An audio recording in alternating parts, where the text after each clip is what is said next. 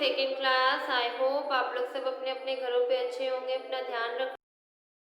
And second class, I hope कि आप लोगों ने chapter number 8 thank you friend, अपनी इंग्लिश की बुक का chapter number 8 thank you friend को लास्ट की वीडियोस देखी भी होगी, समझी भी होगी और पढ़ा भी होगा। So all of you take out your books, take out page number 49 chapter number 8 thank you friend. Okay class, निकाल लिया आप लोगों ने।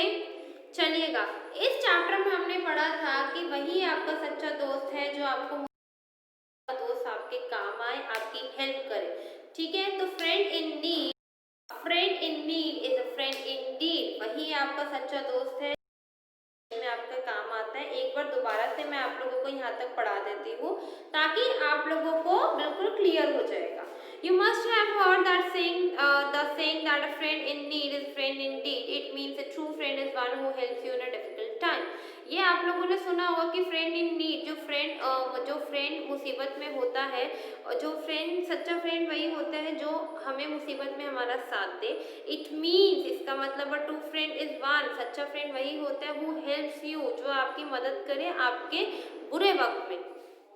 This story also proves it right, और ये जो स्टोरी है ये बिल्कुल सही भी प्रूव होती है।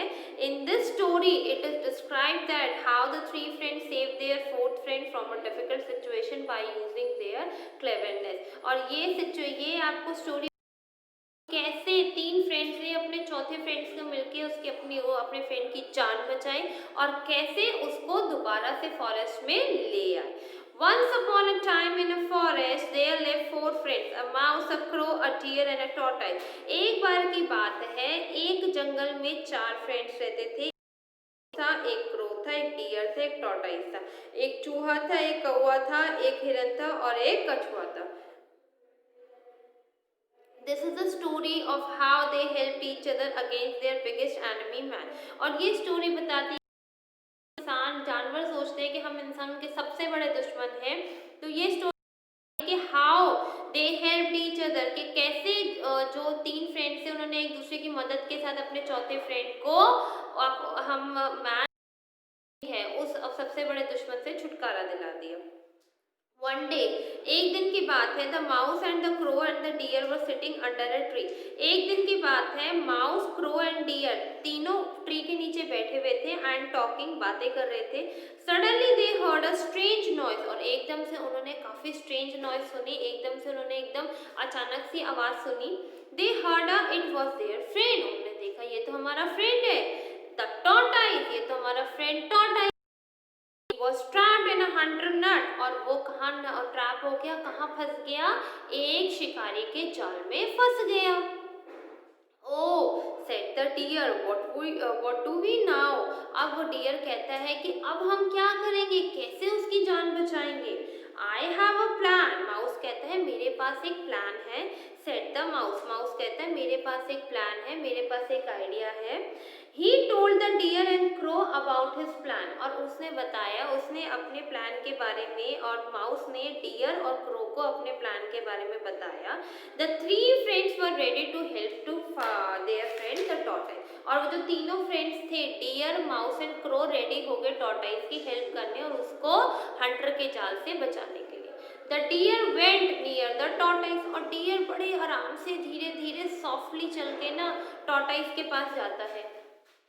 He lay down the ground. Okay class. He lay down on the ground and pretended to be dead. और जो क्या बोलते हैं डियर था बड़े आराम से गया और जाके टॉर्टाइस के पास ऐसे लेट गया जैसे कि वो मर गया।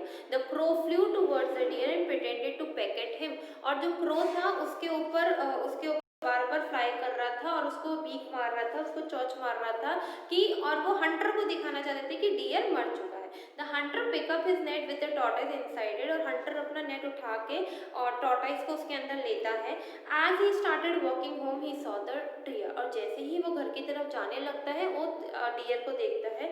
This is a dead deer, let me take it home he thought, hunter ने सोचा कि ये तो डियर मर चुका है, क्यों ना मैं इसको अपने घर ही ले चलूं। He put down the net and walk towards the deer, उसने अपना नेट छोड़ा और वहीं पर नेट छोड़ दिया टॉर्टाइस के साथ और वो डियर के पास जाने लगा।